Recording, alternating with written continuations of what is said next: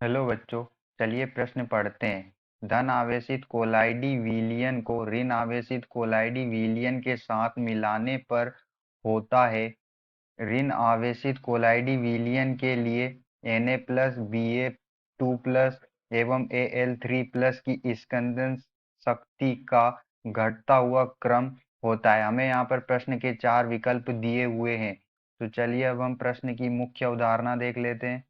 तो यहाँ पर हमारे प्रश्न की मुख्य अवधारणा क्या होगी? जो कोलाइड्स होते हैं, कोलॉइड्स कोलॉइड्स जो विलयन होते हैं, वो उन आयनों से आयनों उन आयनों के साथ उन आयनों के साथ अन्योन्य क्रिया करते हैं। अन्योन्य क्रिया करते हैं करते हैं जो उन पर करते हैं जो अपने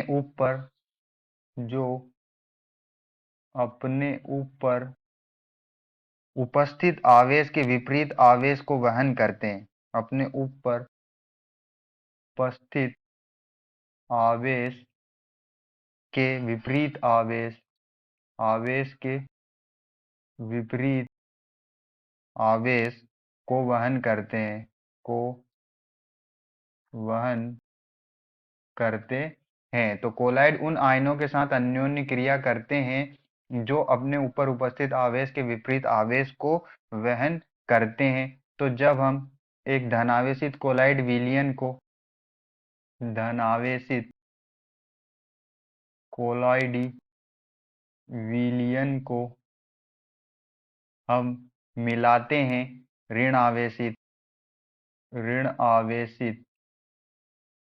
कोलोइडी विलयन में, तो यहाँ पर एक धन आवेशित है और दूसरा कैसा है? ऋण आवेशित कोलाइडी विलयन है। तो दो विपरीत आवेश है। तो यहाँ पर जो दोनों कोलाइडी विलयन का क्या हो जाएगा?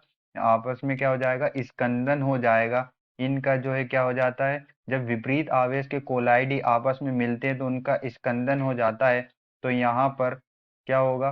पारस्परिक पारस्परिक पारस्परिक स्कंदन हो जाएगा, क्योंकि यहाँ पर हमारे जो दो विलयन है कोलाइडी विलयन, जिसमें एक धन आवेशित है और दूसरा ऋण आवेशित है। तो इसलिए इनका क्या हो जाता है? जब विपरीत आवेश वाले कोलाइडी विलयन को मिलाया जाता है तो उनका क्या हो जाता है? उनका पारस्परिक स्कंदन हो जाता है। अब हम यहाँ पर हम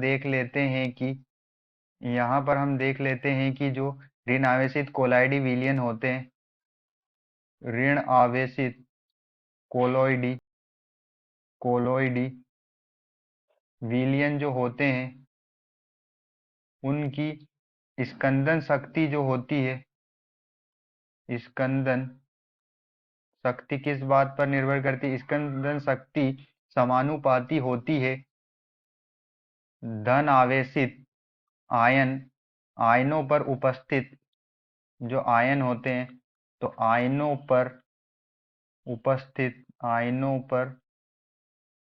उपस्थित धन आवेश की मात्रा।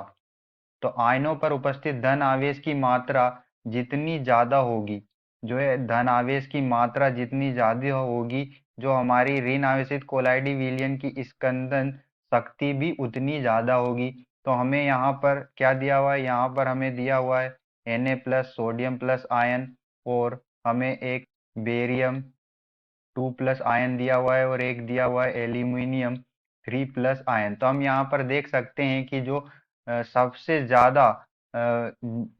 ज्यादा धनावेश की मात्रा जो एल्यूमिनियम पर है, कितनी है? +3 है। तो एल्यूमिनियम की स्कंदन शक्ति सबसे ज्यादा होगी। उसके बाद धनावेश की मात्रा +2 बेरियम पर है, तो उसकी स्कंदन शक्ति सबसे ज्यादा होगी। और सबसे अंतिम में क्या होगा? हमारा सोडियम होगा। तो यहाँ पर हम देख सकते हैं कि एल्यूमिनियम की स्कंदन शक्ति सबसे ज्यादा होगी, फिर बेरियम की, और फिर सोडियम की। तो यहाँ पर हम अपने विकल्प चेक कर लेते हैं। विकल्प बी में हमें दिया हुआ है कि धन आवेशित कोलाइडी विलयन को ऋण आवेशित कोलाइडी विलयन के साथ मिलाने पर क्या होता है, पारस्परिक स्कंदन होता है। और यहाँ पर जो स्कंदन शक्ति जो होती है वो एल्यूमिनियम 3+ की सबसे ज्यादा, फिर बेरियम +2 की, फिर Na+ की। तो यही हमारा क्या होगा, आंसर होगा। आशा करते हैं आपको समझ में आया होगा। धन्यवाद।